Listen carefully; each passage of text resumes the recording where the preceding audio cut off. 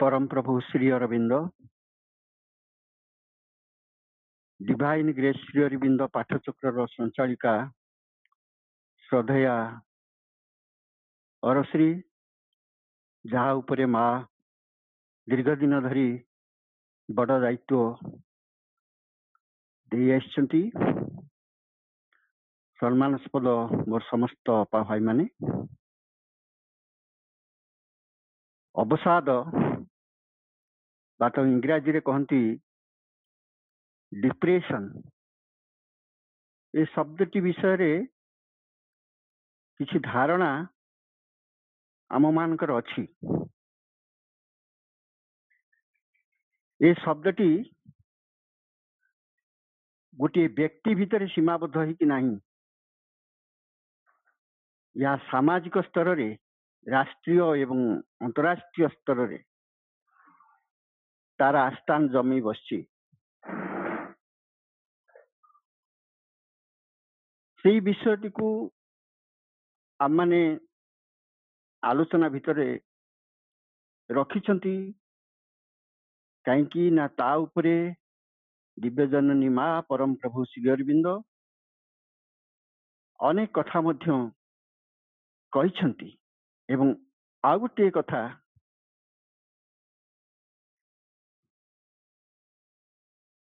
ये पृथ्वीर सबु लोक प्राय लोक अधिकांश लोक यही पारे सबु लोक मध्य जो माने वयस्क मध्यम वयस्क किशोर से माने अल्प बहुत ये अवसाद रो अधीनस्थ होइके अछंती। यह एक प्रकार गोटे चाप जाकि समस्त को धीरे धीरे धरिबा को चेष्टा करुथाए। व्यक्ति अवसाद विषय रे ठीक भाव रे ज्ञान अर्जन न कले मध्य अवसाद किंतु सबु व्यक्ति को चिन्ह नहीं। यह हूँ वर्तमान पृथ्वीर गोटे परिस्थिति a situation of the present world. यह एक मन स्तर कथा प्राण स्तर कथा देह स्तर कथा एवं अवचेतन स्तर कथा।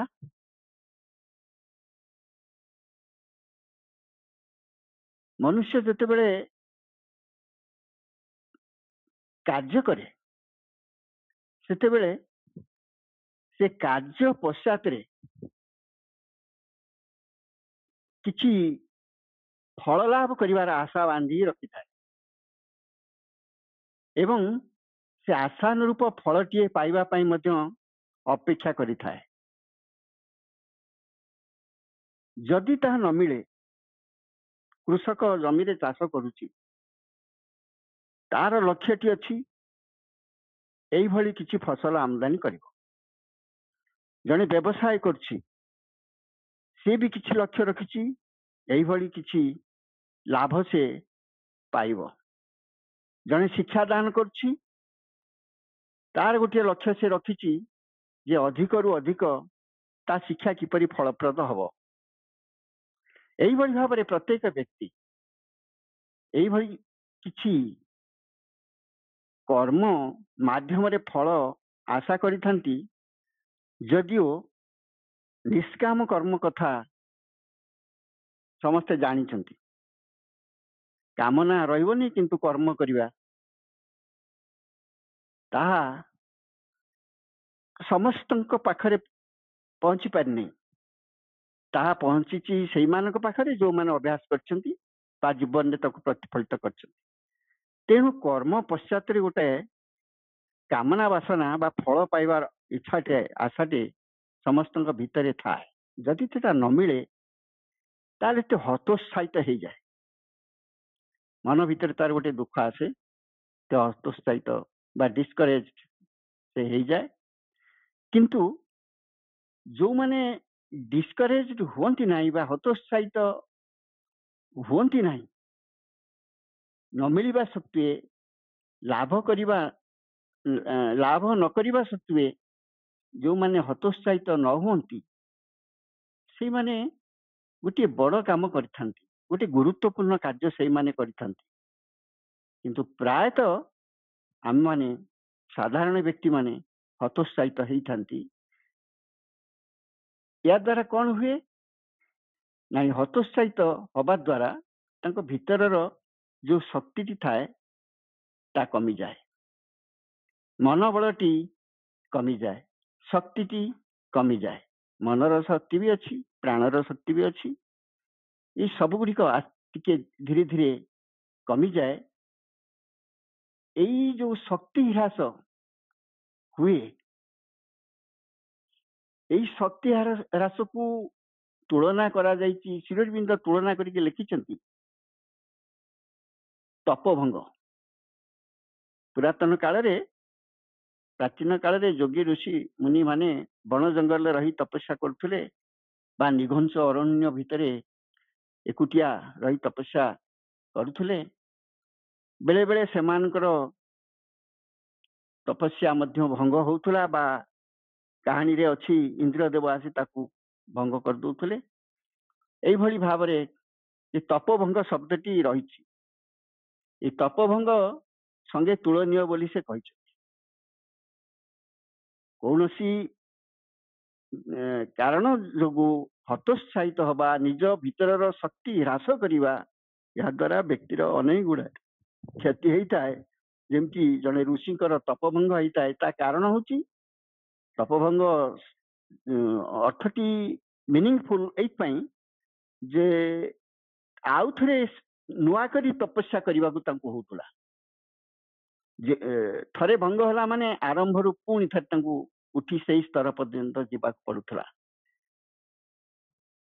तेणु यही प्रकार जो अवस्थाटी शक्ति ह्रास हवा एवं तलकू हतोत्साहित होई आसीजिबा, यही होची गोटे अवसाद। एक होची गोटे डिप्रेशन, जहाँ तलकू तलकू जने साधक को नहीं जाए। किंतु जने साधक जे कि साधारण व्यक्ति ठू भिन्न, से भी यार शिकार जतेबेले होती सेतेबेले किंतु श्री अरविंद स्पष्ट लिखिछन्ति, जो माने साधना करुछन्ति, जो माने साधारण चेतना रे बास करुथवा लोकंक ठारू भिन्न, सेमानक भितरे जतेबेले ये हतोत्साह आसे, सेमाने सचेतन भावरे स्थिरता और साहसर सहित धीरे धीरे अग्रगति करने को संकल्प नवा दरकार, आगो को चलवा दरकार। कहीं प्रकृत रे सेमाने जतेबेले साधना रे तल को खसी आसवे, तांको सेतिकी बाट आगेबा पाई अनेक समय लागिजिवो। एवं इंटीग्राल योग बा श्री अरविंद योग रे ए प्रकार विफलता आशा करा जाएनी साधक मान पाखरु। तेणु ए विषय एक सूचना बा साहस से हमको देइचंती।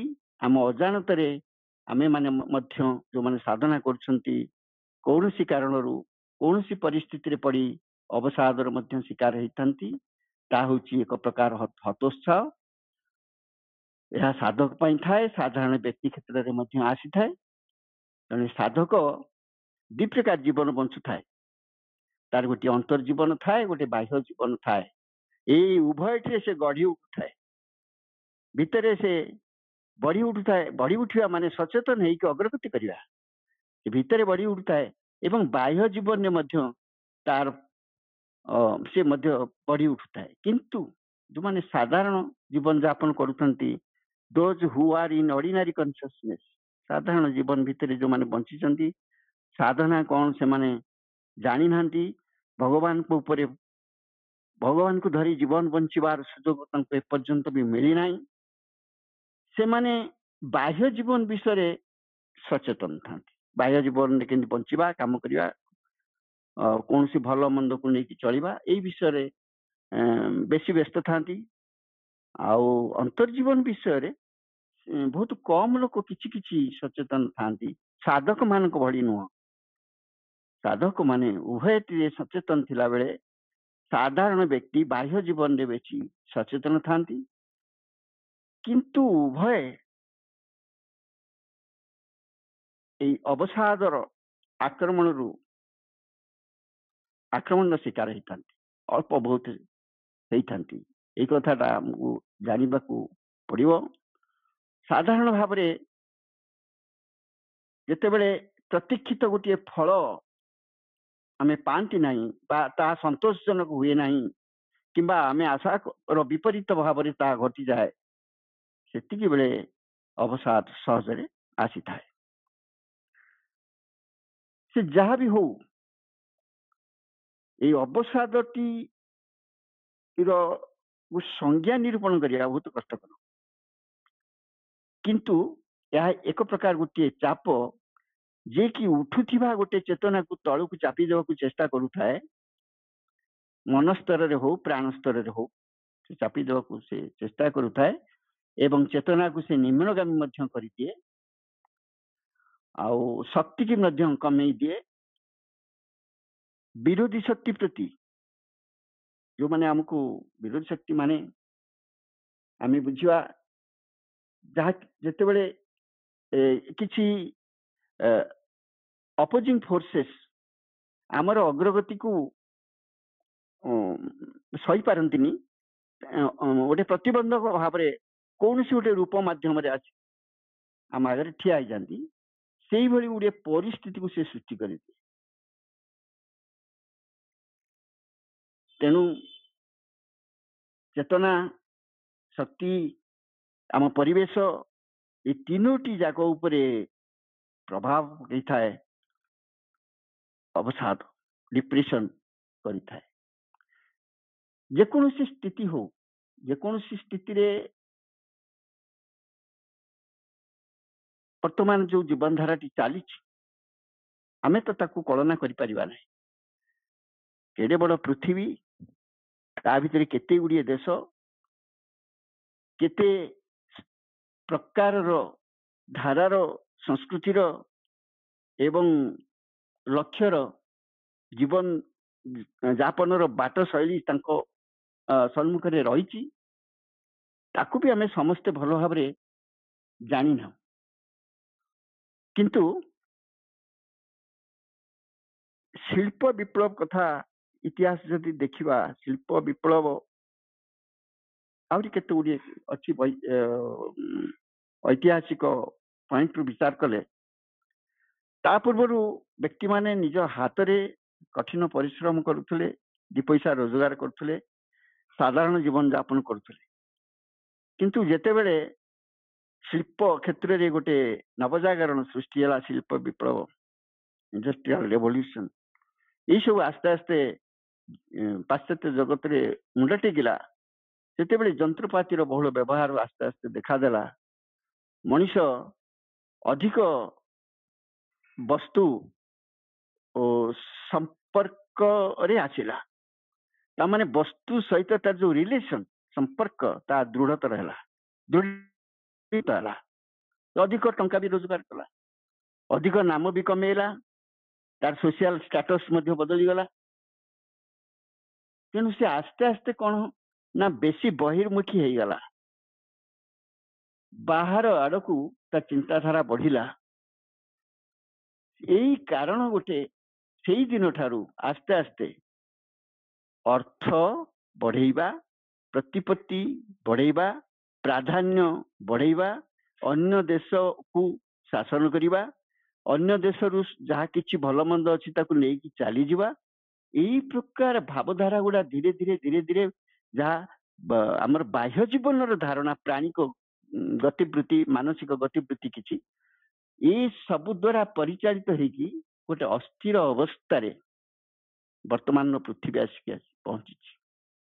ଆମେ ଦେଖୁଛନ୍ତି ସବୁ କଥା ରହିଛି, ମ୍ୟାଟର ରହିଛି, ବହୁତ ଅଗ୍ରଗତି କରିଛି, विज्ञान जो स्टेटस एवं इंटेलिजेंस बा जहाँ को मेधाशक्ति बोली आम कहते से भी बुद्धि ऊर्ध्वे जो चरम शिखर राशि पहुंची सारी ता सत्वे मनीष भितर से असंतोष जहाँ को धरिकी से आगर उठी आसी पशु मान भीतर असंतोष ना जहाँ पाइले खाइले पीले चलिले किंतु मनुष्य जिते पाइले भी ता भीतर से असंतोष कटु ना ये असंतोष अभिवृद्धि ता भितर समांतरल भाव घटी घटिका आसी एबिका मनुष्य a full fledged man in respect of money knowledge and importance किंतु आउ गोटे दृष्टि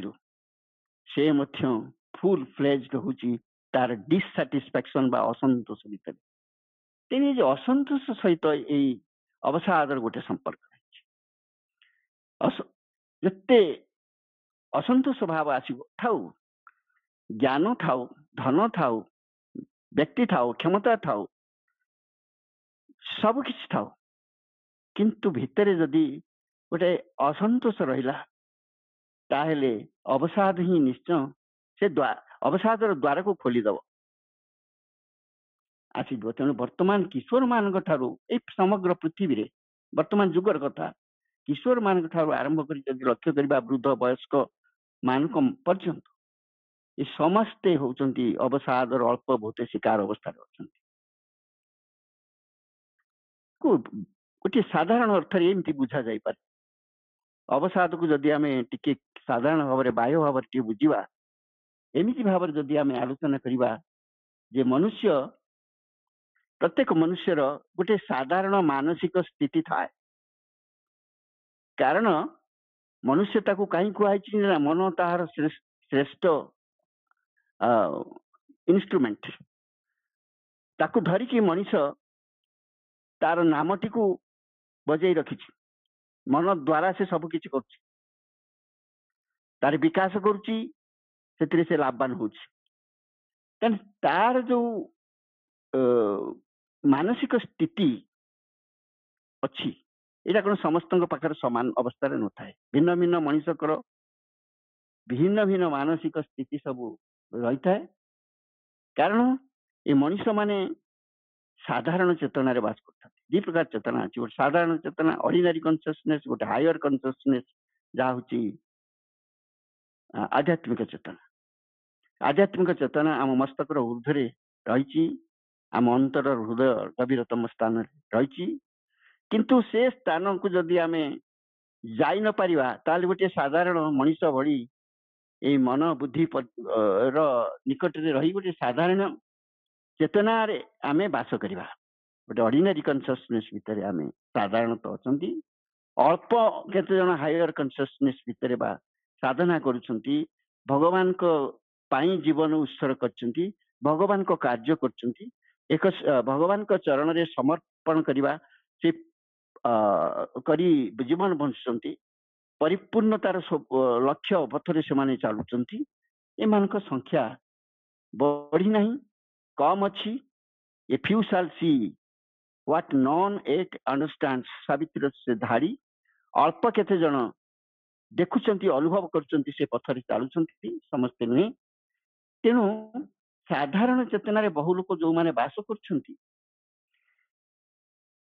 सेमानकर बेले बेले कौन हुए केतेक अवस्था तांका मानसिक स्थिति को दोहलाई दिए अवस्था कहला माने परिस्थिति को कहूँ बेले बेले विभिन्न भिन्न लोकंकर भिन्न भिन्न परिस्थिति आसी पहुंचे तांकर एक्जिस्टिंग मेंटल बैलेंस से रहेनी दोहली जाए कारण से माने साधारण चेतना रे अछंती कारण से माने निकर्तव्य आउ किछि अधिक करि परिबेनी एवं जो बाह्य परिस्थिति आसी बाह्य प्रकृति भीतर आसू बा बाह्य कौन सी गोटे वातावरण भीतर आसू बा आमर बाह्य देह प्राण मन एवं अवचेतन भीतर आसू सी जिते आसी से व्यक्तिर चेतनाटी को दोहले दिए से बेले कौन हुए से व्यक्ति आउ टिके विशृंखलित पोजिशन को चल जाए आउ टे विशृंखलित स्थिति की से उठी जाए बा तलू को से खसी आसे रही पारे ता स्थिति ବାଲାନ୍ସଟା ନଷ୍ଟ ହେଇଯାଏ।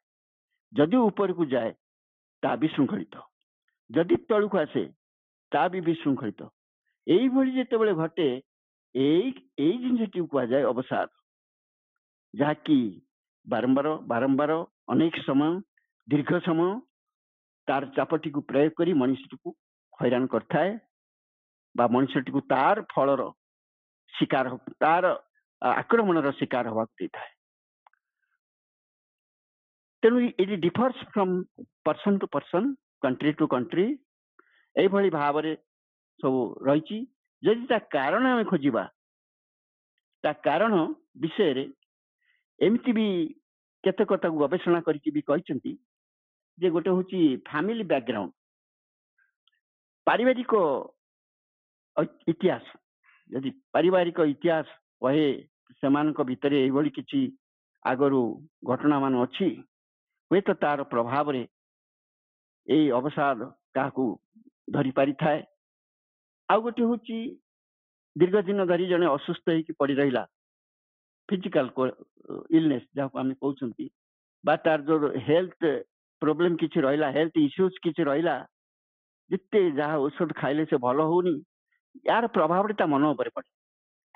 ମୁଁ କଣ ଆଉ ବଞ୍ଚିବିନି, ମୁଁ କଣ ଆଉ ବେଶୀ ଦିନ ରହିବିନି, ମୁଁ ଯଦି ଚାଲିଯାଏ ମୋ ପୁଅ କଣ କେମିତି ଚଳିବ, ମୋ ଝିଅ ମାନେ କେମିତି କଣ କରିବେ, କେହି ତାକୁ ଶିଖାନ୍ତିନି। ଏଇଟା ଭିତରେ ସ୍ୱତଃସ୍ଫୂର୍ତ୍ତ ଭାବରେ ତା ଭିତରେ ଜାଗୃତ ହେଇ ଚାଲି ଆସେ। ଆଉ ମଧ୍ୟ ଅଛି ଏଇ ଅବସାଦର ପରିସ୍ଥିତି ସୃଷ୍ଟି ହୁଏ ବେଳେ ବେଳେ ଯେତେବେଳେ ମେଡିକେସନ ବା ଯାହା କୁହନ୍ତି ଆମେ ଔଷଧ ବ୍ୟବହାର କରିବା, ଅନେକ ଦୀର୍ଘ ଦିନ ଧରି ଔଷଧ ବ୍ୟବହାର କରି ବଞ୍ଚିଥାନ୍ତି, ଲମ୍ବା ସମୟ ପାଇଁ ଡ୍ରଗ୍ସ ବ୍ୟବହାର କରନ୍ତି, ଆଲକୋହଲ ବ୍ୟବହାର କରନ୍ତି। ଏଇ ମାନେ ମଧ୍ୟ ତାର ଏଇ ଡିପ୍ରେସନ ପାଇଁ ବାଟ ସଫା କରିଦେଇଥାନ୍ତି। ତାପରେ ୟାର ଜାଣିବା, ଯେତେବେଳେ ଡିପ୍ରେସନ ଅବସାଦ ଆସେ ଜଣଙ୍କ ଭିତରେ, ସେ ତ ସମସ୍ତଙ୍କ ପାଖରେ ଅଛି, କାହାର ବେଶୀ ଅଛି, କାହାର କମ ଅଛି, କାହାର କୋଉ ମୁହୂର୍ତ୍ତରେ ଆସୁଛି, କାହାର ସବୁବେଳେ ଅଛି, କାହାର ମୁହୂର୍ତ୍ତେ ଆସୁଛି ଚାଲି ଯାଉଛି। ହେଲେ ବି ତାର କିଛିଟା ଲକ୍ଷଣ ଥାଏ, ଆମେ ଜାଣିବା ସେ ଲୋକଟି କେବେ ସେଇ ଅବସାଦ ଆସିରେ ଥିବା ଲୋକ, ଡିପ୍ରେସନରେ ଥିବା ଲୋକ, ହି ଇଜ ଅଲୱେଜ ସ୍ୟାଡ ମାନେ ଶ୍ରାଉଡ୍ସ ହିମ୍, ଶ୍ରାଉଡ ମାନେ କଭର କରିବା, ତାକୁ ଆବୃତ କରିକି ରଖିଥାଏ ଗୋଟାଏ ବିଷଣ୍ଣତା। ଏଇ ଭାବଟି ପ୍ରକୃତରେ ଗୋଟେ ଜିନିଷ। ଆଉ ତାର ଯୋଉ ଭାବନା ଥାଏ, ମାନସିକ ସ୍ତର, ମନର ଗୋଟେ କ୍ରିୟା ହଉଛି ଭାବନା। ସେଇ ଭାବନା ଗୁଡା ତା ଭିତରେ ଦେଇକି ଆସେ। ଆଉ ତାର ଯୋଉ ନିଦ୍ରା, ତାପରେ ତାର ଖାଇବା, ତାର କିଛି କାର୍ଯ୍ୟ କରିବା, ତାର ଯୋଉ କଥାବାର୍ତ୍ତା, ଏଥିରେ କିଛି ସ୍ଥିରତା ରହେନି, ଏଗୁଡାକ ବଦଳି ଯାଏ। ତାପରେ କାମ କରିବା ପାଇଁ ତାର ସ୍ପୃହା ବି ଆଦୌ ନଥିବ। ପାଠ ପଢିବା କଥା କହିଲେ ବି ସେ ନାହିଁ କରିବ, କୌଣସି ଗୋଟେ କାର୍ଯ୍ୟ ଭିତରକୁ ପ୍ରବେଶ କରିବା ପାଇଁ କହିଲେ ବି ସେ ମନା କରିବ, ଦାୟିତ୍ୱ ଲିଭେଇବା ପାଇଁ କହିଲେ ସେ ମନା କରିବ। କାରଣ ସେ କେବଳ ସେଇଥିରେ ଏକାଗ୍ର ଅଛି, ସେଇ ଚିନ୍ତା ଭିତରେ, ସେଇ ଭାବନା ଭିତରେ କିଛି ଗୋଟେ ଧରି ନେଇକି ସେ ଏମିତି ଭାବରେ ସେ ଏକାଗ୍ର ହେଇଛି, ଗୋଟେ ପ୍ରାଣ କେନ୍ଦ୍ରରେ ହଉ, ମନ କେନ୍ଦ୍ରରେ ହଉ, କୋଉଠି ନା କୋଉଠି ସେ ଏମିତି ଛନ୍ଦି ହେଇଯାଇଛି, ହୃଦ କେନ୍ଦ୍ରରେ ନୁହେଁ, ମାଙ୍କ ଚରଣ କେନ୍ଦ୍ରରେ ନୁହେଁ, ସେ ସେମିତି କୌଣସି ଗୋଟେ ଜାଗାରେ ଏମିତି ଚାପି ହେଇକି ରହିଛି। ତାକୁ ଯଦି ଆମେ ଯେକୌଣସି କଥା ଗୋଟେ ଦବା, ସେ ନାଇଁ କରିବ, କାମ କରିବାର ସ୍ପୃହା ରହିବନି। ଏଭଳି ଗୋଟେ ପରିସ୍ଥିତି ମଧ୍ୟ ଆସେ। ଆଉ ତାର ଯୋଉ ଶକ୍ତି, ଯାହାକୁ ସେ ଧରିକି କାର୍ଯ୍ୟ କରେ, ସେଥିରେ ମଧ୍ୟ ତା ଭିତରେ କ୍ଳାନ୍ତି ଅନୁଭବ କରିବ, fatigued, he will be fatigued, he will be tired, ଏଭଳି ଗୋଟେ ପରିସ୍ଥିତି ଆସେ। ଆଉ ଗୋଟେ ଚିଡଚିଡା ଭାବ ସ୍ୱଭାବ ମଧ୍ୟ ତା ଭିତରେ ସୃଷ୍ଟି ହେଇପାରେ। ଅବସାଦ ଗ୍ରସ୍ତ ବ୍ୟକ୍ତିଙ୍କ ଭିତରେ ବେଳେ ବେଳେ ସେମାନେ ଆଗରୁ ଚିଡୁ ନଥିଲେ, ଏବେ ଟିକେ ଟିକେ ଚିଡିବାକୁ ଆରମ୍ଭ କରନ୍ତି। ତା କାରଣ ହଉଛି କଣ? ଏଇଟା ହଉଛି ଲ୍ୟାକ୍ ଅଫ ମେଣ୍ଟାଲ ବାଲାନ୍ସ। ତାଙ୍କର ମନ ଏମିତି ଗୋଟେ ସ୍ତରକୁ ଯାଇଥାଏ, ତା ବାଲାନ୍ସ ହରେଇଥାଏ, ଏବଂ ସେଠି ବେଳେ ବେଳେ ଚିଡଚିଡା ଭାବ, ଅନ୍ୟାନ୍ୟ ଏସବୁ ଆସିଥାଏ। କିଛି ଚିନ୍ତା ବି ଆସି ଯାଇଥାଏ, ଯେମିତି ଯେ କୋଉଠି ଛାଡିକି ପଳେଇବା, କୋଉଠି ଗୋଟେ ନିଜର କ୍ଷତି କରିବା, बा किछि गोटे आत्महत्या कला भली किछि गोटे अटेम्प्ट नवा एही भली all these are outcomes of depression जिते गभीर को जीव जिते आउरी केन्द्रीभूत हम ता भितर सेतिक बेले एई प्रकार जिनस गुड़ाक ता भितर अवश्य ये सबू जहाँ आम आलोचना कले यह हूँ बाह्य जीवन क्षेत्र में आम जहाँ ऑब्जर्व करती यार डाक्तरी चिकित्सा रही केतक जोग साहाय्य भल करने को चाहती प्रभु श्री अरविंद लेटर्स जोगरे लिखिं मुझे ताकू ही उद्धार करछि आपन निकट में पढ़ी कि बुझेबा पई जे प्रभु श्री अरविंद तांकर जोड़ा लेटर्स जोग से डिप्रेशन विषय लिखिं फोर्थ पार्ट रे लिखिं लिखिं it may be due to some part of the being माने ए सत्तार कौन सी अंश part of the being getting discouraged निरुत्साहित हवा को आम कहती आग्रह शून्य हो गोटे तार सत्ता भितर कौन गोटे अंश से गोटे डिस्करेज हो जाए निजकू अवदमित कर दे थाए फटिग्ड क्लांत हो पड़ी थाए अनविलिंग अनिच्छुक थाए to follow the movement either of work or of sadhana साधारण कार्य हो बा साधारण कार्य भितर दे से साधना करता ये उभय क्षेत्र से टिके डिस्करेज फील करी थाए फटिग्ड फील करी थाए अनविलिंग फील करी थाए बा ये अवस्था को से आसी थाए if it is something in the vital being जदि तार प्राण सत्ताटी यह आसी थाए इट मे हाइड इटसेल्फ यह जदि तार प्राण माने मन प्राण देह जिते आम कहते यहाँ हूँ बाह्य देह प्राण मन कथा कहु आमर तीन प्रकार अच्छी दी प्रकार अच्छी बाह्य मन बाह्य प्राण एवं बाह्य देह तापर अंतर मन अंतर प्राण अंतर देह ये जो कथा कह सब ये जो बाह्य जिनस भितर जिते से आसी थाए it is something in the vital being ये प्राण सत्ताटी विषय भितर से कोठी ना कोठी छपिकी थाए एवं निजको छपेकी रखे सो आज नॉट टू बी एक्सपोज्ड और क्लियर कारण से परिष्कृत होगा को चाहे नहीं धरा पड़ा को चाहे नहीं से एमती रहीकि डिप्रेशन आनिबा कार्यटी को बढ़ावा से लक्ष्य रखता है if A part of the physical जदि गोटे फिजिकल भितरुता आसे बा शरीर भितरुता आसे इट मे बी सिंपली डम ऑब्स्क्योर से क्षेत्र में ताहा पूरा पूरी मुक होइकी थाए किंबा एते अपरिच्छन्न होइकी थाए बा आवृत होइकी थाए संवृत होइकी थाए ताकू भी जानी हुएनी तेणु डिप्रेशन प्राण भितर भी आसे देह भितर भी आसे मन भितर भी थाए मन भितर भी आसे ये बाह्य मन प्राण देह भितर को आसवा संगे संगे बेले बेले तांको कारणटी बा तांको बाहरिबा उत्सटी को जानी हुएनी श्री अरविंद कहते जिते बड़े डिप्रेशन तो भितर आसवा तो अनुभव करिवो ता कारण खोजिवो ताकू फिंगी दबो ताकू ग्रहण करिवो अस्वीकार कर तेणु आमे ताकू सिना ता कारणटा कोठी चिन्हिले हबो से कहते बेले बेले जदि प्राण भितर आसिला बा देह भितर आसिला से माने एमिति संगुप्त भाव रे रही के आक्रमण करूथांती तांको कारण बा स्थिति को जमा ठहरे हुए नहीं से भली स्तर एकु से कहते जे एगुड़िक है कॉजलेस डिप्रेशन। यही प्रकार जो डिप्रेशन थाए तार कारण हम खोजिकी पाती ना, तार से सफा हे केमिति ना, से सफा हे केवल आमर अंतर भीतर जो माँ अच्छा दिव्य जननी माँ तांकु डाकिवा फल बारंबार तांको चरण रे जिनस को अर्पण करने फल से गुड़िक सफा हो पारे। व्यक्ति चाहिए निजे निज द्वारा यह से करिपारिब नहीं एवं एगुड़ी को से कॉजलेस डिप्रेशन बोली कहते। आउ गोटे कथा जे जो अवसाद जेमिति बाहर चिंता गुड़ाक आम भीतर भीतर पशि आसती, आम भितर जो चिंताराजी सृष्टि से बाहर चली आसती से अवसाद गुड़ाक बाहर आसे, बाहर भीतर पशि आसे। बाहर किए अच्छी ना, बाहर गोटे प्रकृति अच्छी, विराट प्रकृति अच्छी, गोटे वातावरण अच्छी, गोटे वायुमंडल अच्छी। ये वायुमंडल भितर अनेक चिंता भावना ये सब घूरी बुलूँ रही, से गुड़िक सहजरे पशि आसती।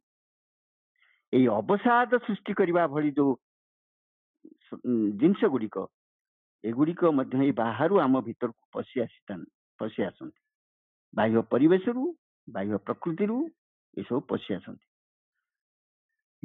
मन जदि से गुड़ी को उत्तर न दिए,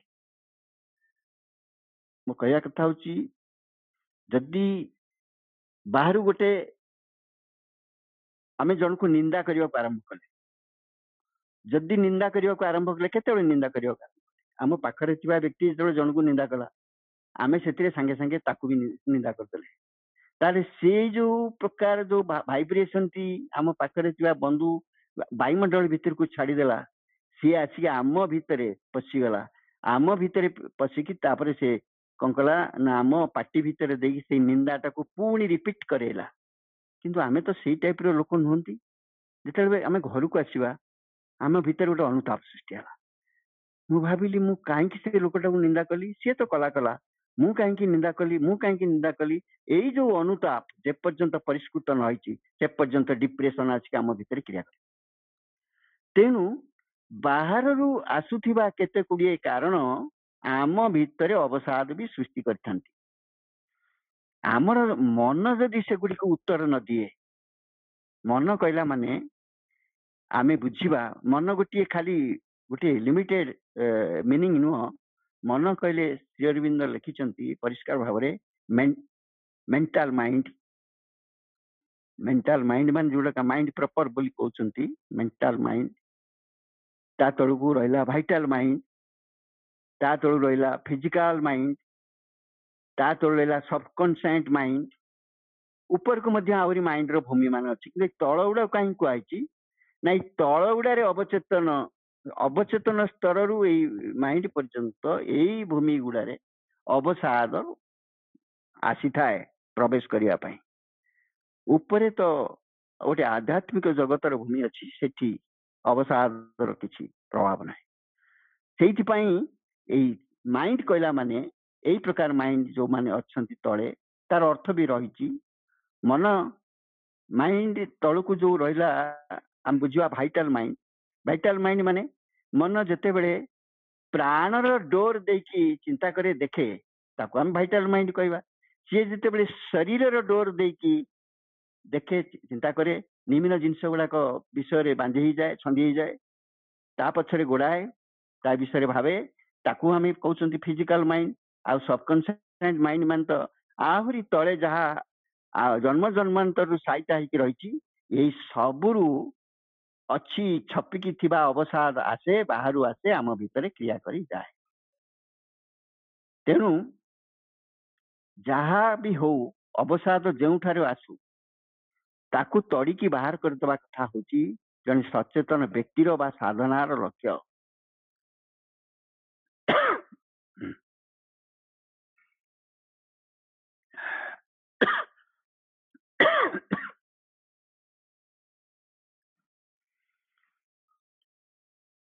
जन व्यक्ति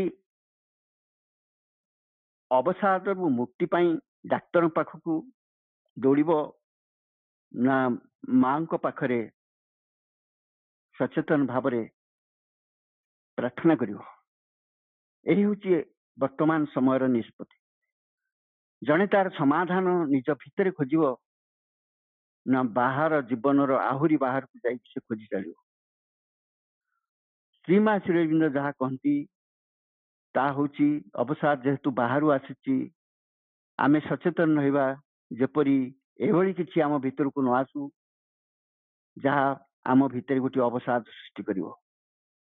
अन्य मानक बुद्धि रे आमे जदि काहारी किछि क्षति साधन कर दी थांती ताले से क्षति साधन पर आमे जो अनुताप करती से आम भितर दीर्घ दिन धरी गोटे अवसाद रूप निए। तेणु असल कथा होची प्रथमे जहाँ श्रीमा श्री अरविंद आमु कहते निज प्राण को शांत रखिबा। जे गोटे होची आमे प्राण बाहर अच्छी प्राण भितर अच्छी आउ बा तीन प्रकार प्राण। गोटे होची आउटर भाइटल, गोटे इनर भाइटल, आउ गोटे होची ट्रू भाइटल। आउटर भाइटल दिएला बाह्य प्राण जहाँ किछि बाहर रही सब किछि घटौची देखुची भोग करुची लाभ करुची आनंद पाउची इत्यादि इत्यादि। इनर भाइटल होची आम भितर से रही से पूरा शांत स्थिर एवं प्रशांत तार तार संपर्क रही विश्व चेतना सहित। एवं ट्रू भाइटल जे रही से आहरी गभीर अच्छी तार संपर्क रही आमर चैत्य सत्ता सहित एवं दिव्य परम सत्तांकर जो अंश आम भितर रही सहित। तेणु भाइटाल ठू ट्रू भाइटाल भितर मझिरे रही जो इनर भाइटाल जिते आमे प्राण को शांत रखा ध्यान कर आम जहाँ भी आसूची आम भितर गोटे उत्तेजना आसूची गोटे आवेग आसूची इत्यादि जहाँ भी आसू जदि आमे छाड़ी दियंते संगे संगे माँ को अर्पण करके आम शांत भाव बसिवा। तेणु प्राण को जदि बाह्य प्राण को शांत करा जाए ताले भितरे जो प्राण सब रही गुड़िक प्रभाव आसी बाहर भीतर धारा बाह्य प्राण तैयारी जाए धीरे धीरे जहाँ फल डिप्रेशन प्राण को आक्रमण करें। सेमती मन बाह्य मनटे रही अंतर्मन रही ट्रू माइंड रही। जदि बाह्य मन सब चंचल रही एणु तेणु भावुची एने तेने दौड़ुची ताकू जदि आम स्थिर रखिपारे सब बेले मानसिक जहाँ भी गतिवृत्ति आसू योजना आसू भावना आसू जहाँ भी आसू माँ को डाकीदे आम कि भाविले से माँ को ऊपर छाड़दे let thy will be turn कही छाड़दे कि मन को एपट सेपट कले no vibration of the mind. एमती अवस्था जदि मन को रखा तार प्रभाव हम कौन सेमिति हवा द्वारा भितर जो अंतर्मन रही एवं ता ट्रू माइंड जहाँ भितर रही सहित संपर्कित रही भितर तार प्रभाव रे गठित हम यही आमरी जो आउटर माइंड बाह्य माइंड तैयारी जहाँ फल डिप्रेशन ताकू छुईपर यही जो घटना गुड़िक जदि देखा जो चिंता करवा या द्वारा डिप्रेशन आसे ना। या हूँ गोटे साधनार मार्ग आहरी जो छोट छोट कामना बासना त्रुटि ये सब समस्त जीवन में अल्प बहुत थाए साधारण लोक ठू आरंभ कर साधना क्षेत्र में थाए से मनस्ताप अवसाद ये सब ताकू आश्रय करके आसे आसे बेसी साधक मान पाखक आसे से भूल कामटे कले भारी चिंता करते साधारण लोक चिंता करती अनुताप करती चिंता करती चिंता करती।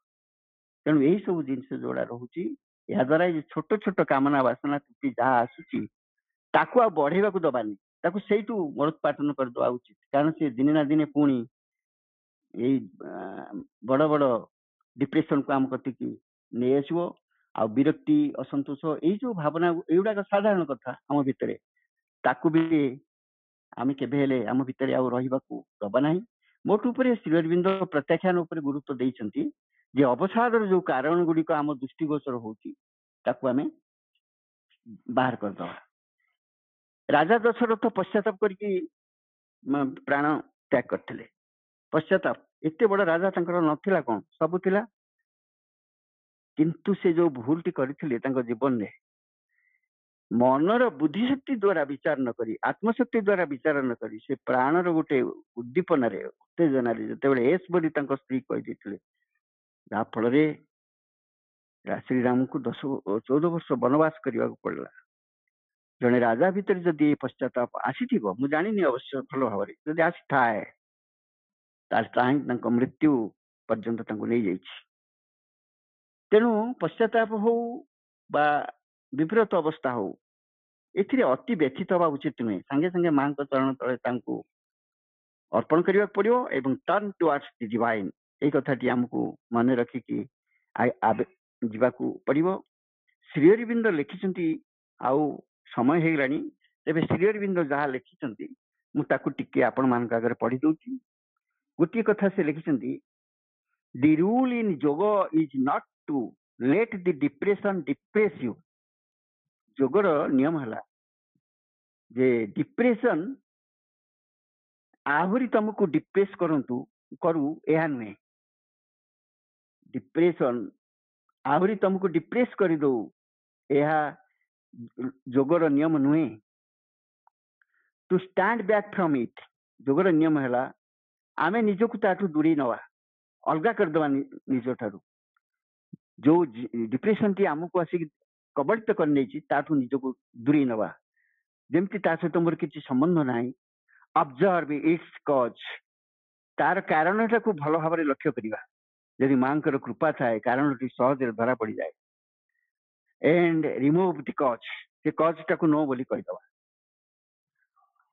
तापर आउ गोटे जगह लिखिं what is needed for you जहाँ जड़े व्यक्ति दरकार is to live more deeply within सी बंची रिज भितर जहाँ कि पृथ्वी सारा सबुठारे समस्त को जना ना अल्प के जन को छाड़देले जो माने कि तांकर जीवन को भितर कटी था भगवान सहित कटी था अंतर जो भगवान अच्छा सहित सानिध्य से कटी था मोर deeply within less in the outer mental and vital युवा कहती बाह्य प्राणिक एवं बाह्य मानसिक गतिवृत्ति जहाँ साधारण जीवन अच्छी या बदल अंतर्मुखी जीवन भगवान सहित मां सहित जी माँ हूँ भगवान जी आम भीतर अच्छा सहित कटेवा